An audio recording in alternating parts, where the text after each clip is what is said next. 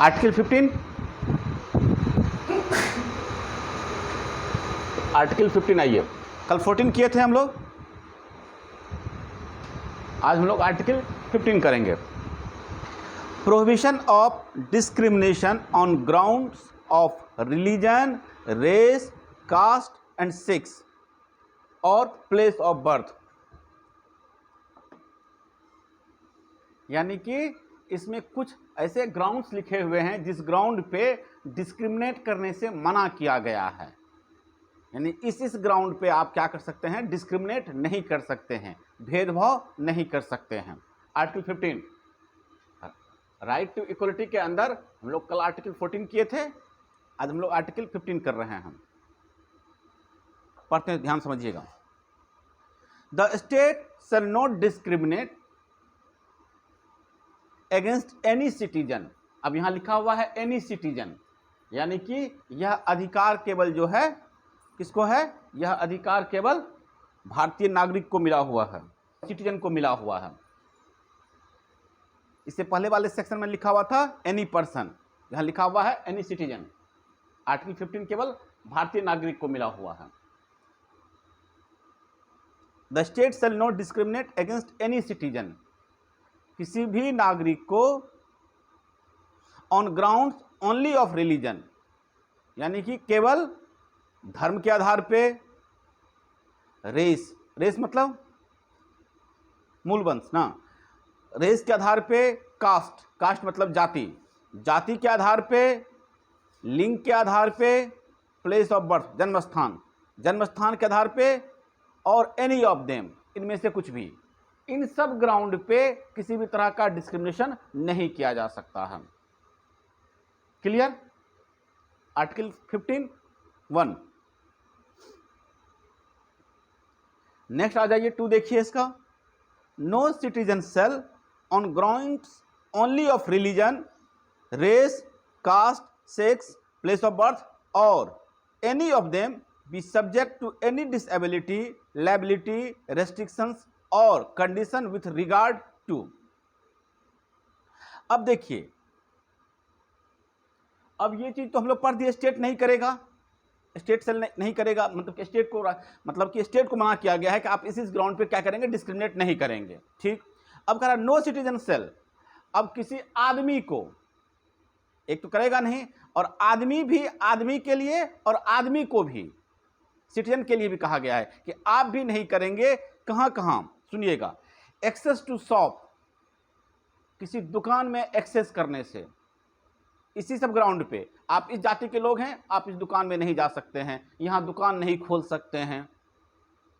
ठीक है। Public restaurant, हम एक होटल खोले, ठीक है ना, और उस होटल में लिख दिए कि काले लोग यहां नहीं आएंगे, होगा ये? ऐसा कोई जगह जो कि पब्लिक प्लेस है, पब्लिक रेस्टोरेंट वहां पे हम खोले हुए हैं, तो वहां पे कोई भी आ सकता है, वहां पे हम डिस्क्रिमिनेट नहीं कर सकते हैं। या पब्लिक रेस्टोरेंट कहीं पे खोलने से इस आधार पे हमको डिस्क्रिमिनेट नहीं किया जा सकता है। Okay. Hotels and place of public entertainment. Okay.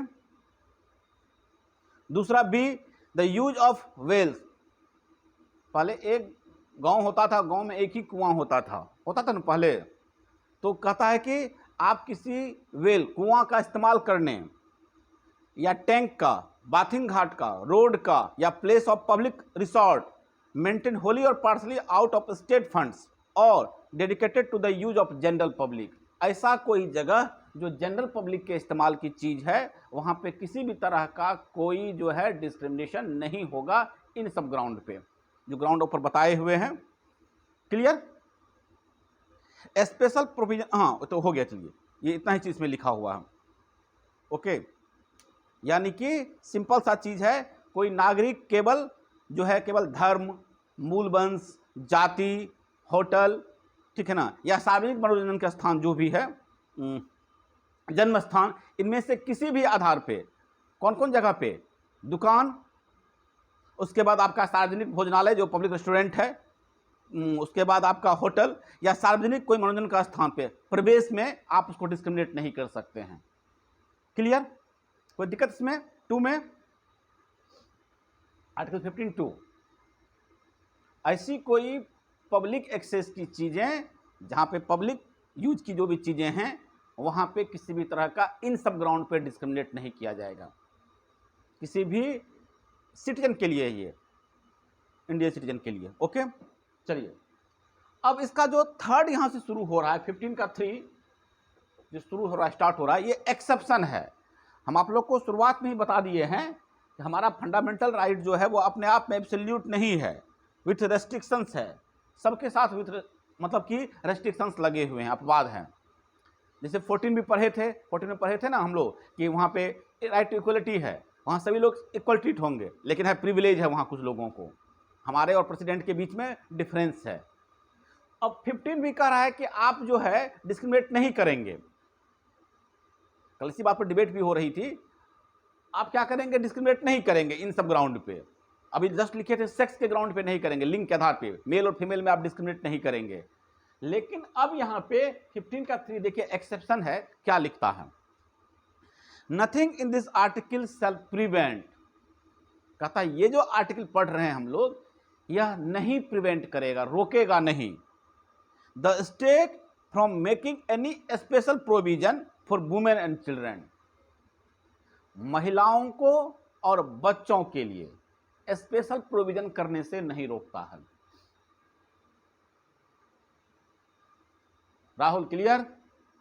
कल इसी बात पर डिबेट हो रही थी, एकदम साफ साफ लिखा हुआ है कि हम स्टेट को नहीं रोक रहे हैं, यह आर्टिकल कह रहा है कि हम स्टेट को नहीं रोक रहे हैं कि आप किसी महिलाओं को या किसी बच्चों को, महिलाओं के लिए बच्चों के लिए कोई स्पेशल प्रोविजन देने से हम नहीं रोक रहे हैं, आप उसके लिए कोई स्पेशल ट्रीटमेंट कर सकते हैं।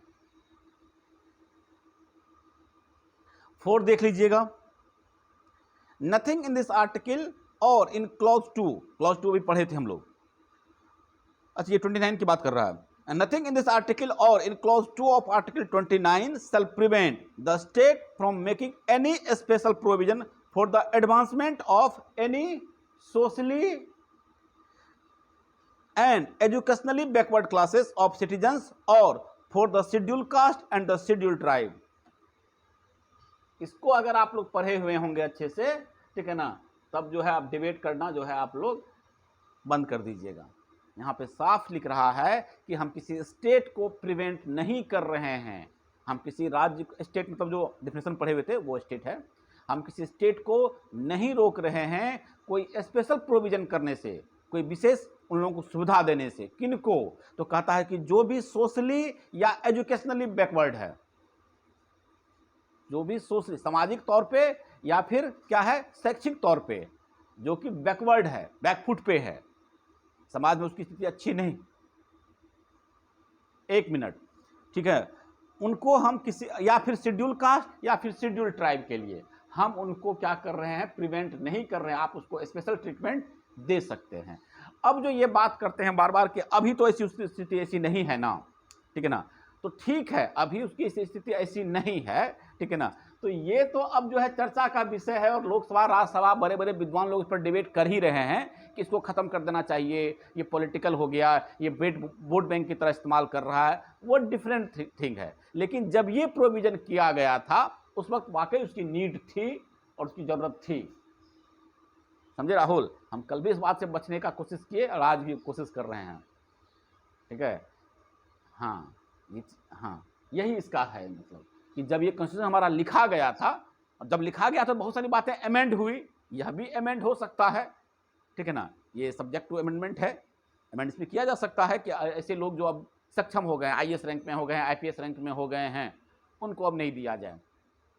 लेकिन अभी भी बहुत सारे ऐसे तबके हैं और इसलिए जोड़ा भी गया है। अब इसीलिए हम लोग बात कर रहे हैं EWS की बात कर रहे हैं, इकोनॉमिकल वीकर सेक्शन की बात कर रहे हैं हम लोग, कि जो इकोनॉमिकली जो वीक है आज के डेट में उनको आप रिजर्वेशन दीजिए, चाहे वो किसी कास्ट से बिलोंग करते हो, किसी धर्म से बिलोंग करते हो। क्लियर? तो उन सब बातें हो रही हैं, पढ़े लिखे लोग विद्वान लोग बातें कर रहे हैं इस बारे में, देखते हैं क्या आता है उसमें। चलिए 5th number,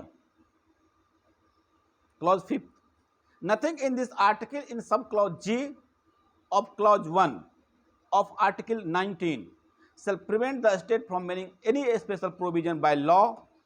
4, the advancement of any socially and educationally backward classes of citizens or the scheduled caste or scheduled tribes in so far as the such special provision relate to their admission to educational institution, including private educational institution, whether aided or unaided by the state other than the minority educational institution referred to in clause 1 of article 13।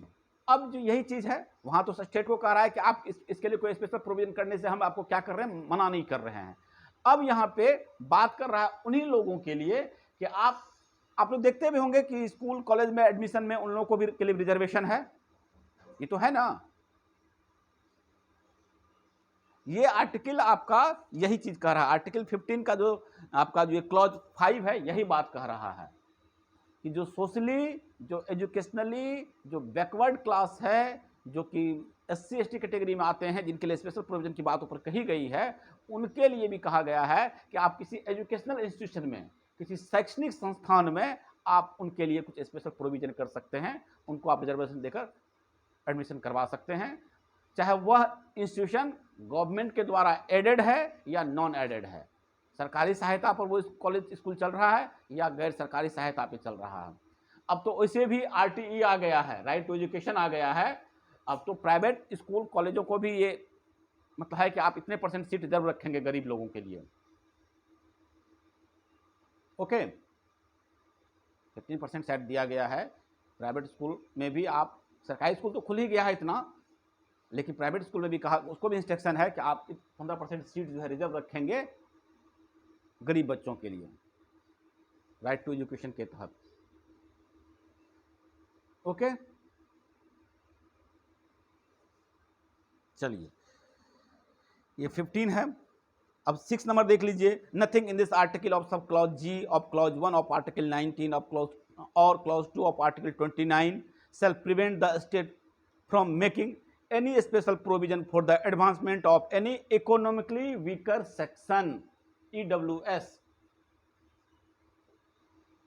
economically weaker section of citizens other than the classes mentioned in clause 4 and clause 5। Clause 4 और clause 5 को छोड़ के, वहां जिसके जिसके advancement की बात किया है उसको छोड़ के, उसको तो दे ही दिया है, उनको छोड़कर और किसी भी तरीके का अगर कोई ग्रुप है आपके पास, तो आप इकोनॉमिकली वीकर सेक्शन के लिए कुछ स्पेशल प्रोविजन आप कर सकते हैं। स्टेट को मना नहीं किया गया है ऐसा करने से। आ गया, ये बात भी आ गई। EWS पर हंगामा भी हुआ था क्या?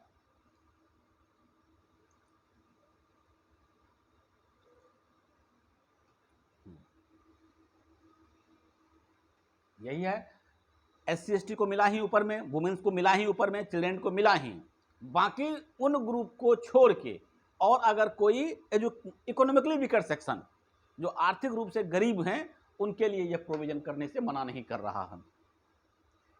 एनी स्पेशल प्रोविजन, किस बात के लिए उन लोगों को चाहिए स्पेशल प्रोविजन? एडवांसमेंट के लिए। ऐसे लोग, ऐसा ग्रुप जो कि अभी पिछड़ा हुआ है किसी भी दृष्टिकोण से, तो उसके एडवांसमेंट के लिए, उसके विकास के लिए।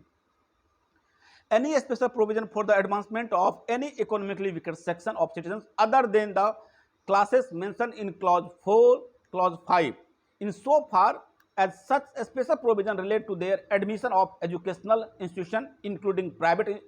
अब इन्हीं लोगों के लिए ऊपर जो ए नाम का ए लिखा हुआ है, वो सब क्लॉज ए में जो लिखा गया है कि आप उसके एडवांसमेंट के लिए, किसके लिए? इकोनॉमिकली वीकर सेक्शन के लिए, उसके एडवांसमेंट के लिए आप स्पेशल प्रोविजन कर सकते हैं। उन्हीं लोगों के लिए लिखा है कि आप क्या है, उनको किसी शैक्षणिक संस्थान में आप उसका एडमिशन करने के लिए कुछ स्पेशल प्रोविजन कर सकते हैं।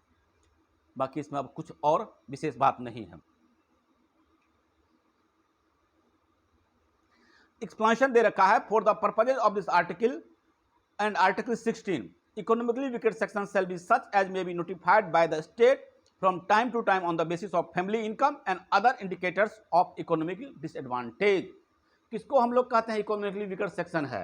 तो कहता है समय समय पर जो कौन है इसमें, such as notified by the state, state के द्वारा नोटिफाई किया जाएगा कि ये सब हमको क्राइटेरिया चाहिए, इकोनॉमिकली वीकर सेक्शन आने के लिए हमको इतना फैमिली इनकम चाहिए और ये सब हमको क्राइटेरिया चाहिए, जो इस क्राइटेरिया के अंदर आएगा वही ईडब्ल्यूएस के अंदर आएगा, इकोनॉमिकली वीकर सेक्शन के अंदर आएगा।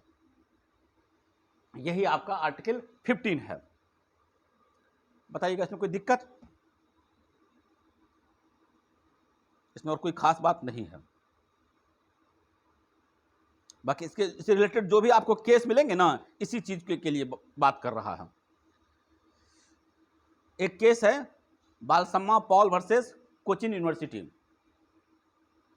Held that article 15 clause 1 prohibits discrimination on the ground of religion or caste identity so as to foster national identity which preserves Indian culture। वहाँ भी इसी तरह का बात किया है, इसी से ग्राउंड रिलेटेड सारा केस मिलेगा इसमें बहुत सारा, कहिएगा बहुत ऐसा कुछ। हम एक दो केस और पढ़ देते हैं इसको, बुक में केस जरूर आप लोग देख लीजिएगा। इसको सिर्फ 15 से रिलेटेड केस जो होगा देखिएगा जरूर।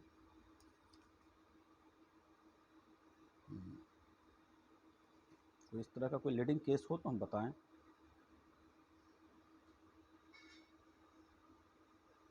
Nainsukh Das versus state of UP, it has been held that the mandate in article 15 clause 1 extend to political as well as other rights. वही आर्टिकल इसमें भी कह रहा है कि उस पर भी ये अप्लाई होना चाहिए। कुछ खास इसमें इस तरह का नहीं है, बहुत वैसे केस तो बहुत सारा है इस पर, इसका केस कुछ केस आप लोग देख लीजिएगा।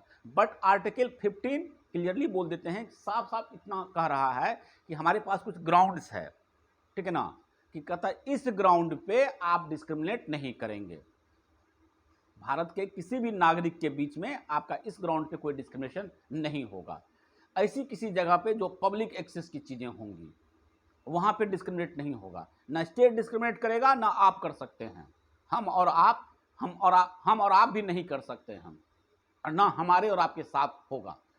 हाँ, कुछ कुछ जो एक्सेप्शंस है 3 के बाद 3, 4, 5 वो ज़्यादा इंपॉर्टेंट है पहले के बनस्पत, क्योंकि हम लोग बस वो 2 लाइन पढ़ लेते हैं और डिबेट करने लगते हैं। 3, 4, 5 क्लियरली कहा है कि जो इकोनॉमिकली वीकर सेक्शन है, वो 5 में हम आगे पढ़े थे, जो एजुकेशनली वीकर सेक्शन है, वुमेन्स के लिए, चिल्ड्रन के लिए, एससी के लिए, एसटी के लिए, उसके एडवांसमेंट के लिए स्टेट चाहे तो स्पेशल प्रोविजन कर सकता है। इसीलिए 33% रिजर्वेशन महिलाओं को दिया जा रहा है, वगैरह वगैरह। बाकी ये तो डिबेट का इशू तो है ही, रिजर्वेशन होना चाहिए कि नहीं होना चाहिए। इस पर मंडल कमीशन भी है, मंडल कमीशन का रिपोर्ट पढ़े हैं आप लोग मंडल सुने हैं? मंडल कमीशन, इसको पढ़िएगा मंडल कमीशन को। मंडल कमीशन जो है, ठीक है ना, हम कुछ चीज को बता देते हैं मंडल कमीशन के बारे में आप लोगों को। ये 1979 में अपॉइंट हुआ था मंडल कमीशन, 1979, ये याद रखिए आप लोग, लिख लीजिए कहीं पे। मंडल कमीशन जो है 1979 आर्टिकल 340 के अंदर, 340 के अंदर हम पढ़ते हैं, कुछ कुछ सुनिएगा। The Mandal Commission was appointed by the government in 1979 under Article 340 of the Constitution. The objective of the commission was to investigate the condition of socially and educationally backward classes. इसका जो गठन किया गया था मंडल कमीशन का, इसी काम के लिए किया गया था कि जरा पता करो कि हमारे देश में कौन कौन से ऐसा ग्रुप है, ऐसा क्लास है जो कि सोशली और एजुकेशनली बैकवर्ड है, हमको इसका रिपोर्ट बना कर दो। 1979 की बात है ये। The commission it's finding held that apart from schedule caste and schedule tribe, ठीक है ना, शेड्यूल कास्ट तो था ही, एससी उस समय में और एसटी तो बैकफुट पे था ही, अदर बैकवर्ड क्लासेस, ठीक है ना, ओबीसी भी, इसको बाद में ओबीसी को भी इसमें इंक्लूड किया गया, other backward classes constitute nearly 52% of the population. और ये लोग 52, उस वक्त जो है 52% पॉपुलेशन के साथ था ये लोग, nearly 52% of the population. On the basis of commission recommended that 27% of the government job should be reserved so that total reservation for SC, ST and OBC amounts to 50%. Okay. Clear? 27% reservation की बात की गई थी OBC के लिए उस समय, और टोटल यह जोड़कर एससी एसटी को इंक्लूड करके 50% सीट को रिजर्वेशन की बात हो गई कि 50% सीट रिजर्व रहेंगे इन लोगों के लिए। ठीक है, कोई दिक्कत नहीं समझने में इस चीज को। 1979 की बात है, उसमें इस कमीशन का जो बनाया गया था वो इसलिए बनाया गया था कि जरा देखो कि हमारे यहाँ कौन कौन से सोशली और इकोनॉमिकली बैकवर्ड के लोग हैं, एजुकेशनली बैकवर्ड क्लास के ग्रुप हैं, और वो लोग जब देखा तो एससी एसटी तो था ही, ऑब्वियसली बात है, कुछ ओबीसी की भी फंडिंग की गई कि ये लोग भी सोशली बैकवर्ड है या एजुकेशनली बैकवर्ड है अभी भी, और जो पॉपुलेशन का लगभग 52% है, तो इनके लिए भी सीट रिजर्व किया गया, इनको भी 27% रिजर्वेशन की बात की गई, और इस तरीके से सबको जब रिजर्वेशन जोड़ा गया तो 50% सीट रिजर्व हुआ। अब सुनिएगा ध्यान से, इसकी कहानी सुन लीजिए, आप लोग को बता देते हैं, बार बार जिक्र होता है। This report was accepted in 1999। ये कब गठित हुआ था? 1979 में, और इसके रिपोर्ट को एडमिट किया गया आपको 1999 में। लिख लीजिए, इस साल लिख लीजिए। And the central government issue an office memorandum accepting the Mandal commission recommendation, और सेंट्रल गवर्नमेंट मान लिया था। The government announce 27% reservation for socially and educationally backward classes in vacancies in civil post and services under the government of India. 27% reservation की बात मान ली गई, इसके recommendation को मान लिया गया। Subsequently, the government modified the memorandum in 1991 in two respects. Firstly, the poorer section among backward classes would get preference over other section, and secondly, 10% of vacancies would be reserved for the other economically backward sections who are not covered by any other existing reservation scheme. 10% reservation जो आज दिया गया है, ठीक है ना, आज 10% reservation दिया गया ना, ये उसी समय में इसकी बात हुई थी, लेकिन इसको लागू नहीं किया गया था। राहुल, जो 10% रिजर्वेशन की बात हम लोग मतलब आज कर रहे हैं, या जो मिला है, या उसी समय का बात है। उसी समय कहा गया था कि 10% आप इकोनॉमिकली वीकर सेक्शन को भी दीजिए, जो उस ग्रुप में नहीं आते हैं, जिनको आप दे दिए 27% इसको दे दिए, एसटी को दे दिए, एसटी को दे दिए, 10% उसको भी दे दीजिए, लेकिन यह उस वक्त जो है यह फ्रूटफुल नहीं हुआ, मतलब यह काम का चीज नहीं हुआ, इसको लागू नहीं किया गया। इसी मेमोरेंडम को चैलेंज किया गया। अब ध्यान समझिएगा आप लोग, इस मेमोरेंडम को, ये जो गवर्नमेंट मेमोरेंडम निकाला, इसको चैलेंज किया गया सुप्रीम कोर्ट में। 9 जज का बेंच बना, कॉन्स्टिट्यूशनल बेंच बनाया गया। इसी केस का नाम है Indira Sahni versus union of India 1993। लिख लीजिए केस, बहुत लीडिंग केस है यह, रिजर्वेशन को लेके, मंडल कमीशन को लेके। ये जो 9 जज का बेंच बना, कॉन्स्टिट्यूशनल बेंच बनी, Indira Sahni versus union of India 1993, supreme court, page number 477।